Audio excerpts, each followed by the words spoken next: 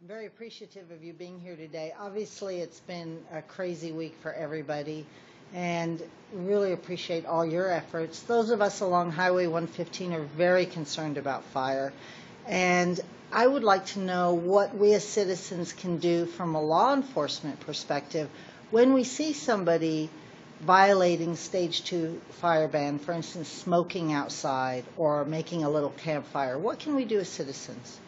Well, I would certainly encourage everyone, first of all, to remain vigilant in watching your areas. First of all, it's about making observations, right? So if we're aware of our surroundings, and then we, in fact, through our own vigilance of being aware, you folks see something like that, someone smoking outside, like you mentioned, building a campfire, even having a charcoal grill, which, of course, is in violation of the Stage 2 fire restriction that's in effect.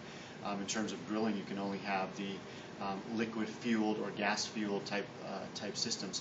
So when you see something like that, I would encourage you to call our non-emergency phone line for the El Paso County Sheriff's Office, which is 390-5555, and simply report what your observations are, and allow them then to dispatch a deputy down to further investigate what you saw. Okay, so, it's a little extreme to call 911. Obviously, we don't want to do that unless there's a real emergency. But for instance, if I see a neighbor smoking outside, I don't want to cause bad blood with my neighbor. I have to live next to them all the time. Is the sheriff going to tell them who called on them? It sort of feels like tattletaling, but yet we don't want fires. Sure. We field a number of calls, our dispatchers do a number of calls throughout any given day on any number of topics. And many times the people calling make that very similar request, and that is, hey, I don't want people to know who called. And so we're sensitive to that. We understand that you're trying to keep good neighborly relations and at the same time balance neighborhood safety. And so if you want to remain anonymous throughout that scenario, if you will, you can certainly make that known to the dispatcher. Now, there's a chance the deputy may want to reach out and call you on the telephone to get some more information, but in terms of keeping your name out of reports or certainly not letting your neighbor know specifically who called, we're certainly sensitive to that, and if you make that request, we'll make sure that we follow your wishes. Fire ban, does that include things like chainsaws, lawnmowers?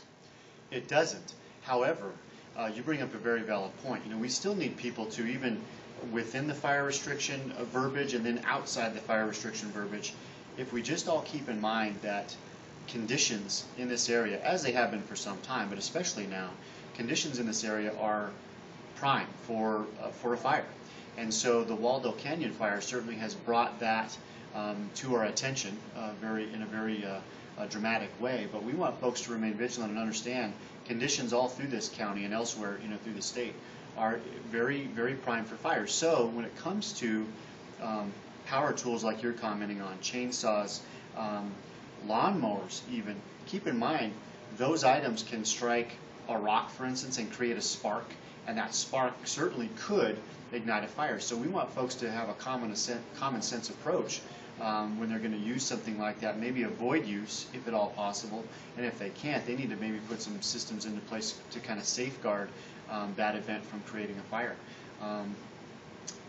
Even to the extent of pulling your car off the side of the road, we would certainly encourage someone, if they receive a cell phone call while they're driving, to be able to pull over and take that call. However, have to be mindful. If you're pulling that car over the top of some very dry grass, that motor and all the systems in that car are very hot underneath the car, and they could create a fire of that grass right beneath the car, which could, of course, then create some other problems that are very, very dangerous. So we need folks to be mindful of things like that and take the necessary precautions and avoid the activities if possible.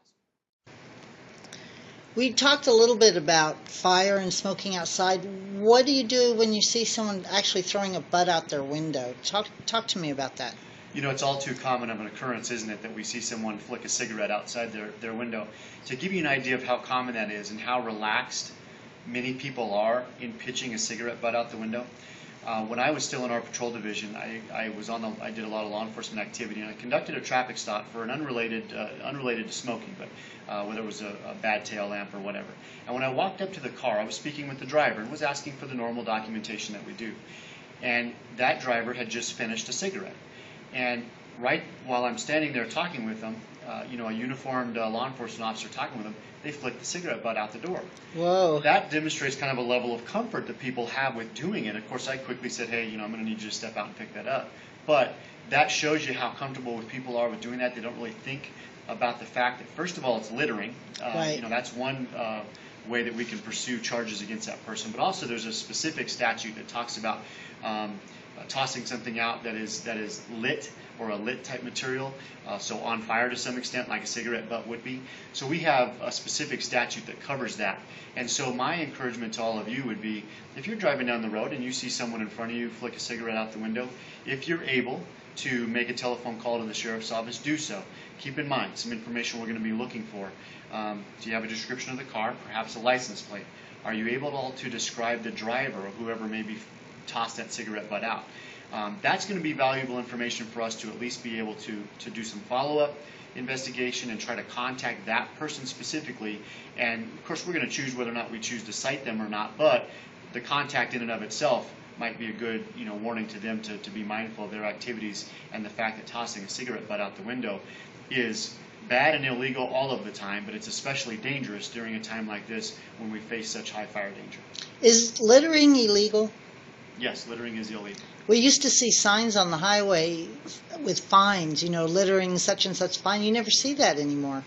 Yeah, well, even in the absence of the fine, or the signage rather, I will tell you with a lot of confidence that it's still illegal. It didn't drop off the law book, so to speak. So you still can't toss trash or anything else outside and leave it discarded on the roadway or anywhere else.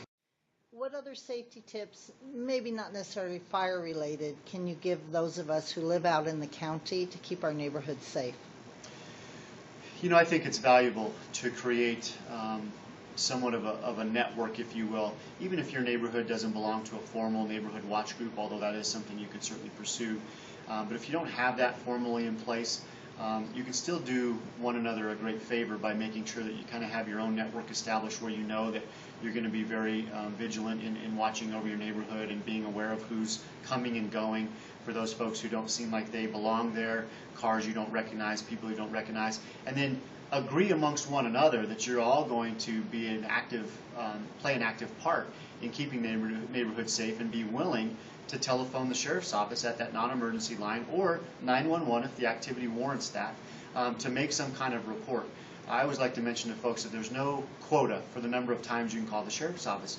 If you're concerned about something, we want you to make that telephone call. We don't want you to necessarily try to justify that activity in your mind as being something that's acceptable, when in fact it's kind of making the hair on the back of your neck stand up. So we want you folks to communicate with one another, be mindful of what's going on in your community, and call us for assistance when you think that it's needed. Thank you so much for being with me today. You're welcome.